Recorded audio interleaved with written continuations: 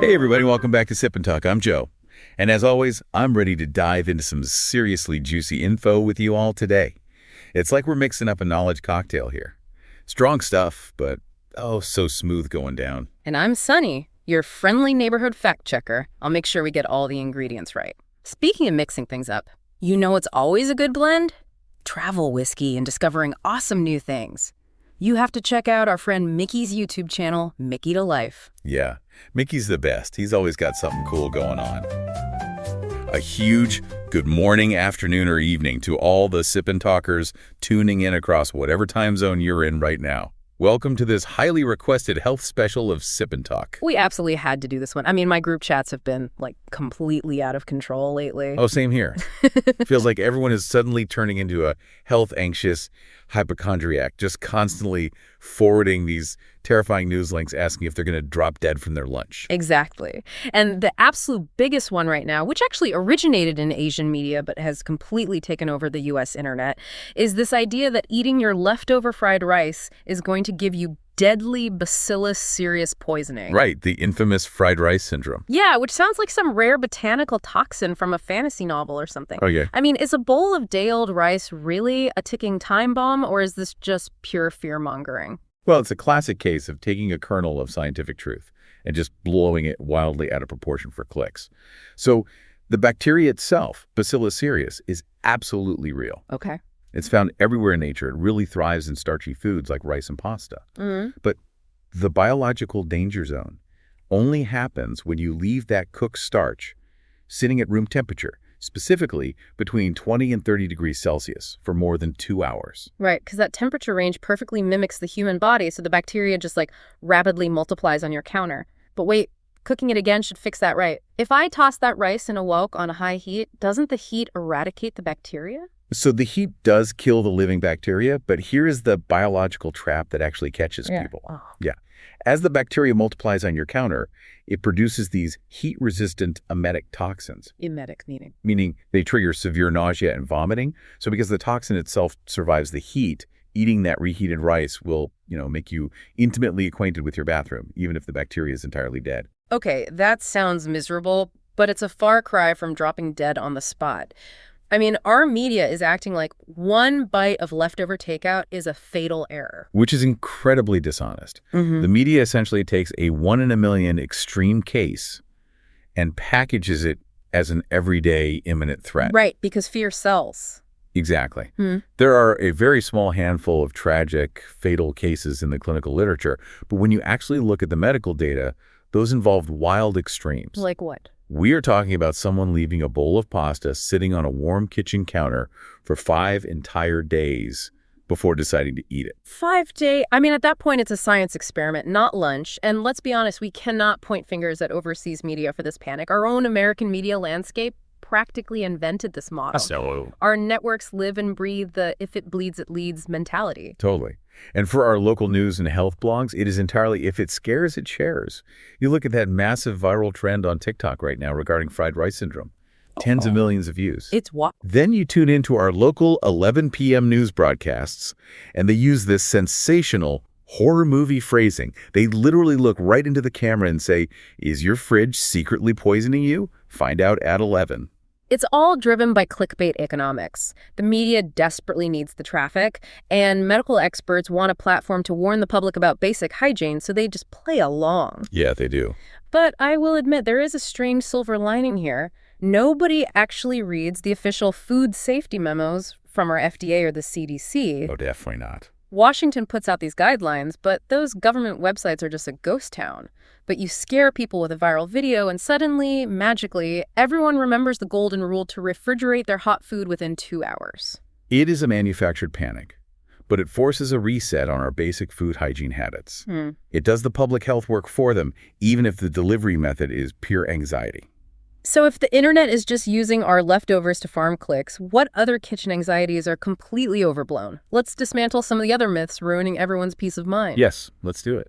I've got my notes right here, and the next one refuses to die. Microwave toxicity. Oh, this one. The headline always claims that microwaves alter the molecular structure of your food and turn it into deadly toxins. This one is fascinating because it shows a complete misunderstanding of basic physics. Microwaves use non-ionizing radiation. They literally do not possess the energetic capacity to alter chemical bonds or change molecular structure. Meaning they physically cannot create a new toxic compound out of thin air. So how is the food actually getting hot? All the microwave does is emit waves that cause the water molecules inside the food to vibrate rapidly. That vibration creates heat. It's essentially cellular friction, like rubbing your hands together really fast on a cold day, just on a microscopic level. That is precisely it. There are zero chemical changes happening to the molecular structure and zero toxins being generated. It is just vibrating water. Wow. Okay, here's another one that seems logically sound until you look closer. The spinach and tofu kidney stone panic. The scary headline warns that combining these two healthy foods creates a literal kidney stone factory in your body. And I can see why people believe this one. Spinach is loaded with oxalic acid, which plants use as a defense mechanism, and tofu is packed with calcium. Right. Calcium and oxalate combine to make calcium oxalate, which is exactly what kidney stones are made of. The math sounds entirely correct. The chemistry math is correct, which is why it's so persuasive. They absolutely do combine to form calcium oxalate. But here is the biological detail the headlines conveniently leave out. They combine in your gut, not in your kidneys. Ah, so location changes everything. Because they bind together in the digestive tract, what happens to the compound? It becomes too large for the gut to absorb into the bloodstream. Because it cannot be absorbed, it just gets excreted directly in your feces. Wait, really? Yeah. So eating spinach and tofu together actually locks up the free oxalic acid, preventing it from ever reaching your kidneys in the first place. It scientifically reduces your risk of ever forming a stone. That is amazing. The media got the chemistry right, but the anatomy completely backward. It's not a dangerous combination, it's a highly protective one. It just shows how easily a half-truth becomes a full-blown panic.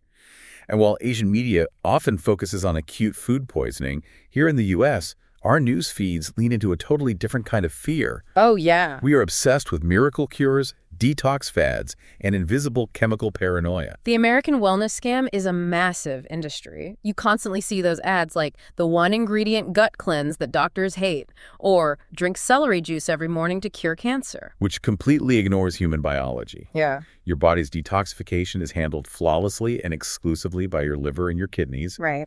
There is no single food item, no magical juice, and no expensive powder that acts as a magic scrub brush for your internal organs. So drinking a $20 green smoothie doesn't magically undo a weekend of terrible dietary decisions. Sorry to break it to you, but no.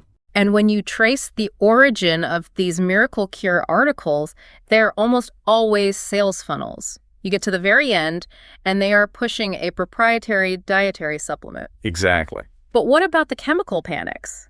The classic American fear is the Teflon pan. Is your nonstick pan secretly poisoning your family? I know people who have thrown out hundreds of dollars of perfectly good cookware over this. This is a textbook case of media manipulation. The coating on those pans, PTFE, is highly stable at normal cooking temperatures, meaning anything under 260 degrees Celsius. Which is roughly 500 degrees Fahrenheit. I mean, you would be incinerating your dinner to ash at that temperature. You would have a massive kitchen fire before the pan's coating actually broke down. And even if you accidentally scrape the pan with a metal spatula and ingest a scratched microflake of the coating, it is biologically inert. Really? It doesn't absorb? No, it passes right through your digestive system, completely unabsorbed. So why are people treating their frying pans like hazardous waste? Because the media takes extreme high-dose industrial toxicity studies, where factory workers or lab animals are exposed to massive, concentrated amounts of the raw manufacturing chemicals in the air, and they dishonestly apply those findings to the daily micro-use of frying an egg in your kitchen. It's incredibly manipulative. So if our feeds are completely clogged with out-of-context science and fear-based supplement marketing, how do we filter this? We need a mental framework. We do. Let's calibrate a 3-step BS detector for our Sip and Talkers to evaluate any health claim. I love that. Based on the clinical data, there is a highly effective 3-step filter. Step 1, check the subject. Who or what are they actually testing this on? Are they testing on complex human metabolic systems, or are they testing on mice or just isolated cells in a petri dish? Because pouring standard dish soap into a petri dish would absolutely eradicate all the cancer cells in there. But that definitely does not mean you should drink dish soap to cure yourself. Right, exactly. If it's just in a cell culture, it's a hypothesis, not a medical protocol. Exactly. Step 2 is calculate the reality dose. Does the toxicity or the miracle cure require a physically impossible amount to actually work? The dose makes the poison, and the dose makes the medicine. Like those coffee studies, you see a headline saying, coffee cures this specific disease, but then you read the methodology and realize you would need to drink 100 cups a day. Yeah, your heart would give out before you got the supposed health benefit. Exactly. If you have to eat 50 kilograms of spinach a day to see an effect, the headline is functionally useless for real life. And step 3, check the motive. Whenever you see phrasing like "the secret doctors won't tell you," immediately scroll to the bottom of the page. Are they selling you a dietary supplement? Always. It is fear-based marketing designed to manufacture distrust in standard medicine so they can sell you their products. So if most of what we see online is designed to sell us supplements, where do we find the habits that actually move the needle biologically? Good question. It turns out the most scientifically validated methods don't cost a dime and are endorsed by major institutions like our NIH and the Mayo Clinic. Let's start with a counterintuitive one, the coffee nap. It sounds like a paradox, but it's a beautiful hack of our neurobiology. So brain fatigue comes from the buildup of a chemical called adenosine, which is a byproduct of your cells using energy. Okay. Throughout the day, it accumulates in your brain's receptors and makes you feel tired. So how does drinking coffee and immediately going to sleep solve that? If you drink a cup of coffee and immediately take a 20-minute nap, this incredible biological sequence happens. The 20 minutes of sleep naturally clears the adenosine out of those receptors. Meanwhile, caffeine takes about 20 minutes to digest and enter your bloodstream. Oh, wow. So you are essentially using a brief window of unconsciousness to clear the chemical receptor just in time for the caffeine to arrive and bind to it perfectly. Yes. You get double the energy because the caffeine doesn't have to compete with the adenosine. That is brilliant and backed by the Sleep Foundation. It's amazing. What about when you're feeling sick? The classic honey for a cough. Beautifully simple and backed by the Mayo Clinic. Taking a spoonful of honey before bed for anyone over 1 year old, of course, physically coats the throat. Its high viscosity and antioxidants soothe the inflamed tissue. And it actually works? Clinical research shows it is just as effective at suppressing a nighttime cough as over-the-counter medicines containing dextromethorphan. That's huge. Sticking with simple remedies, sniffing peppermint oil for nausea. The NIH data shows that inhaling menthol relaxes the smooth muscles in the stomach and calms the nervous system. It really does. It drastically helps with motion sickness or mild nausea without needing to ingest any pills. It's non-invasive and highly effective. Now, regarding daily preventive habits to stay resilient, there are a few key ones. Right. For colds, warm saltwater gargles and saline nasal rinses. It's basically mechanical flushing. Yeah. Physically washing out your nasal passages clears those early viral or bacterial attachments before they can replicate and take hold. But I want to talk about blood sugar. The post-meal walk, just 10 to 15 minutes right after eating. Moving your muscles immediately after eating requires energy, so your muscles pull the glucose straight out of your bloodstream. This controls your blood sugar spikes much better than sitting on the couch for hours and then trying to do a single exhausting 30-minute walk later in the day. Small, consistent metabolic efforts beat sporadic, massive ones. Every time. Now, for anyone struggling with sleep, there's a fascinating mechanism regarding taking a bath. You are supposed to take a 40°C bath 1 to 2 hours before bed. I always thought you wanted to be warm and cozy right as you hit the sheets. The trick is actually the core temperature drop. When you sit in the hot water, your body temperature rises. When you step out of the tub, your body rapidly cools down to room temperature. Okay, I follow. That steep, rapid drop in core temperature is the biological trigger that tells your brain it's time to sleep. If you take the bath right before bed, your core is still too hot. You have to give your biology the runway to cool down. And to regulate that entire sleep cycle, the last habit is getting 5 to 15 minutes of natural sunlight first thing in the morning, and importantly, not through a glass window. Because modern window glass filters and alters the natural light spectrum. That unfiltered morning light hitting your eyes resets your circadian rhythm. And the fascinating part is that morning light boosts your melatonin production for the following night. You are essentially setting a biological timer for your next sleep cycle the moment you wake up. These are incredible habits for our metabolic prime, but We have to consider vascular elasticity as we age too. Yeah, that's really important. A lot of our elderly family members struggle with cold hands, swollen legs, and poor circulation because their blood vessels naturally stiffen over time. This is where we need to apply this critical thinking to elder care. I've noticed this with my own grandparents. Their mobility decreases and the circulation issues just compound. What does the clinical literature suggest for safe at-home care? There are 5 highly effective, gentle methods. The first is ankle pumps. While seated, they pull their toes up toward the ceiling for 3 to 5 seconds, then push them flat down for 3 to 5 seconds and rotate. Which sounds overly simple. How does flexing the foot change systemic circulation? The calf muscle is essentially the human body's second heart. As we age, the valves in our leg veins weaken, making it harder to push blood back up to the chest. Flexing the calf acts as a mechanical pump, physically squeezing those veins and forcing blood against gravity. So they are manually assisting their venous return. Precisely. Number 2 is warm foot baths before bed around 38 to 40 degrees Celsius. But there is a massive biological warning here regarding neuropathy. This is a critical safety check. For elders with diabetes or neuropathy, sensory degradation in their extremities means they might not feel heat accurately. That's scary. It is. Family members absolutely must test the water temperature with their own elbow first. The elderly person might not feel that the water is scalding until severe tissue damage is already done. You cannot rely on their nerve feedback. You have to test it yourself. Yes. Number 3, interval warm water throughout the day. About 150 to 200 cc's in the morning and at night.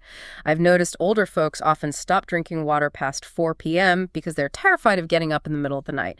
But isn't that dehydration making their circulation drastically worse? Entirely. When you restrict fluids, blood viscosity increases. It becomes thick and sluggish, which puts more strain on an already aging heart.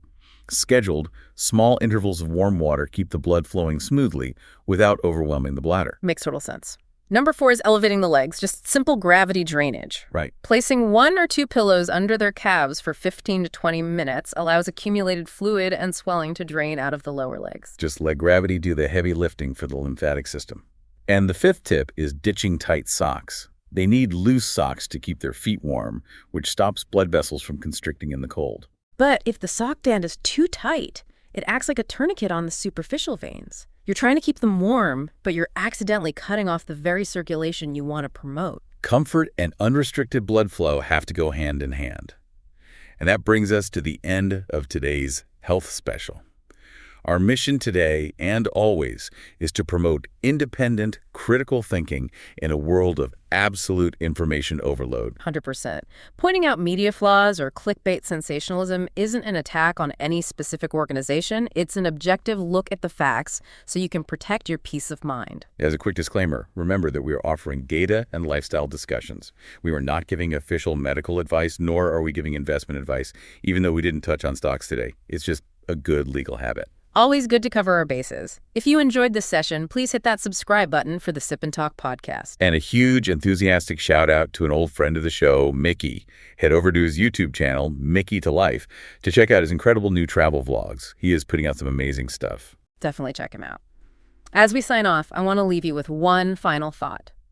We spent all this time optimizing our food to avoid a 1 in a million bacteria and analyzing our pans for microtoxins. But we don't think twice about the sleep we sacrifice to read those terrifying articles. Oh, that is so true. What if the most toxic thing in your kitchen at 11 p.m. isn't your nonstick pan or your leftover rice, but the blue light from the phone you're using to doom scroll? We disrupt our circadian rhythms to read about theoretical toxins, causing real physiological stress in the process. Wow, yeah. You have to protect your mental peace just as fiercely as your physical health. Run your news through the BS detector and go eat your leftovers in peace. We'll see you on the next one.